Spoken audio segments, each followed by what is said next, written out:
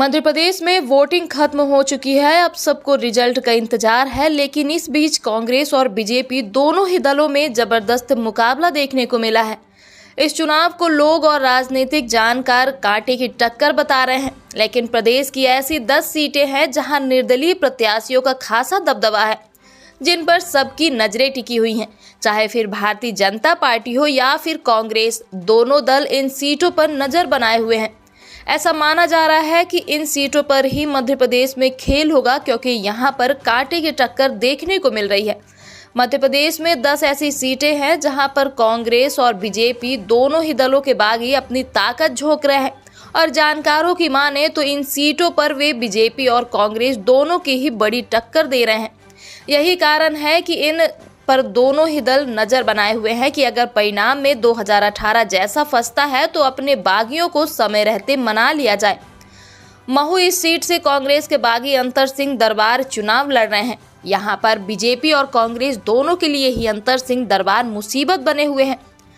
आलौट इस सीट से कांग्रेस सांसद और विधायक रहे प्रेमचंद गुड्डू निर्दलीय चुनाव में मैदान में हैं। इन्होंने कांग्रेस छोड़ने से पहले कमलनाथ और दिग्विजय सिंह पर कई आरोप लगाए थे।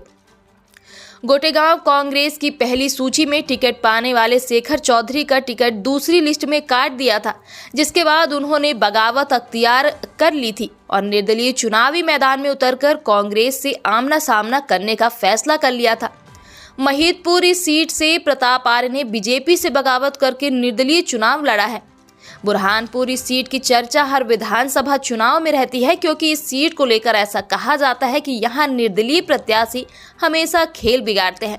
इस बार यहाँ से सबसे मजबूत निर्दलीय प्रत्याशी हर्षवर्धन सिंह चौहान है, जो बीजेपी के पूर्व अध्यक्ष नंद कुमार चौहान के बेटे हैं। धार इस सीट पर राजू यादव निर्दलीय चुनावी मैदान में है। राजू यादव के निर्दलीय मैदान में होने के कारण यहाँ बीजेपी की मुश्किलें बढ़ती दिखाई दे रही हैं। सिवनी मालवा इस सीट से ओम रघुवंशी निर्दलीय चुनावी मैदान में है। ओम इस सीट पर कांग्रेस को कड़ी टक्कर दे रहे हैं। जब उन्होंने कांग्रेस का दामन छोड़ा था तब जमकर विवाद हुआ था।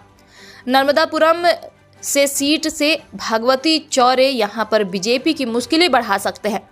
बड़नगर राजेंद्र सोलंकी इसके अलावा सीधी विधानसभा सीट से कई बार के विधायक केदारनाथ शुक्ला निर्दलीय चुनावी मैदान में ताल ठोक रहे हैं। इन निर्दलियों के होने से बीजेपी को कहीं न कहीं मुश्किलों का सामना करना पड़ सकता है। तो वहीं अगर ये निर्दलीय चुनाव जीतते हैं तो दोनों ही दल अपने रूठे नेताओं को मनाने का प्रयास जरूर करेंगे।